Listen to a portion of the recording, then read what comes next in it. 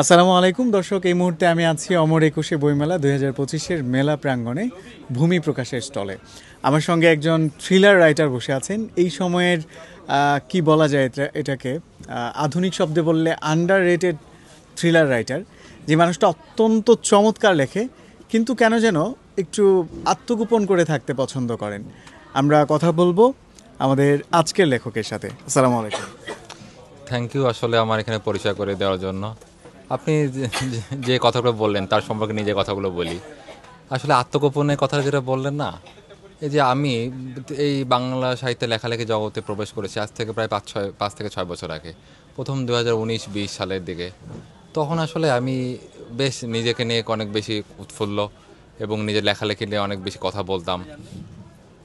আমার প্রথম বই বের হয় 2020 সালে বইমেলায়। সেই বইটার নাম কি? এই যে সেই বইটার নাম ছিল এখনো ঘোড়ার চাল বাকি। অনেকে এটার নাম শুনে থাকবে, এখনো ঘোড়ার চাল বাকি। চমৎকার নাম কিন্তু।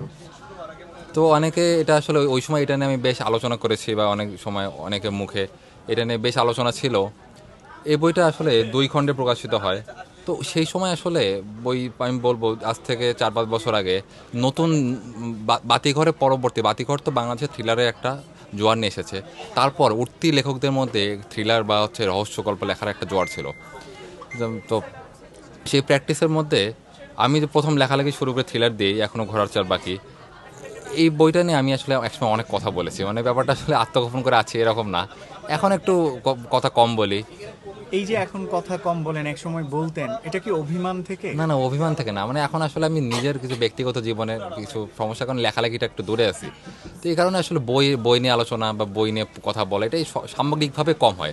শুধুমাত্র নিজের বই নিয়ে কথা বলা যে কম হয় তা না, আমি এখন বই থেকে একটু দূরে আছি বিভিন্ন কারণে। নতুন বই আসলে 2 বছরও লেখা হচ্ছে না।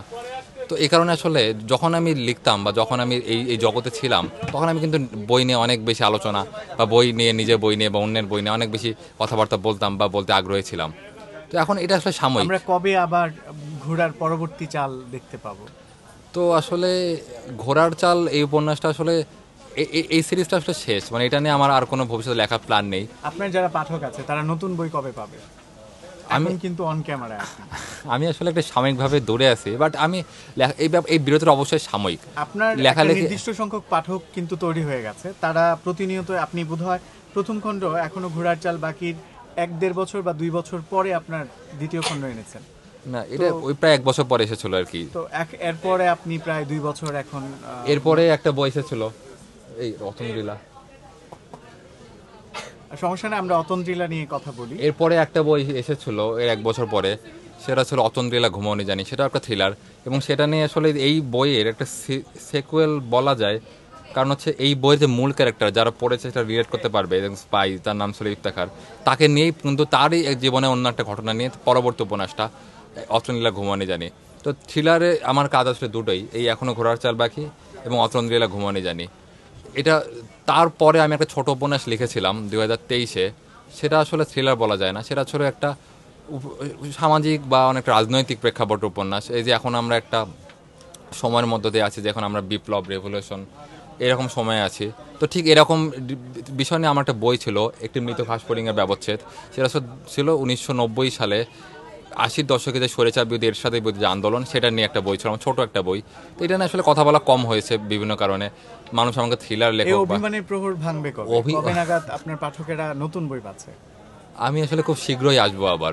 আমি বলছি এই বিরতিটা সাময়িক। আমরা কথা বলছিলাম এখনো ঘোড়ার চাল বাকি এবং অতন্দ্রিলা ঘুমাওনি জানি, এই বই দুটোর লেখক রিফাত হাসানের সাথে।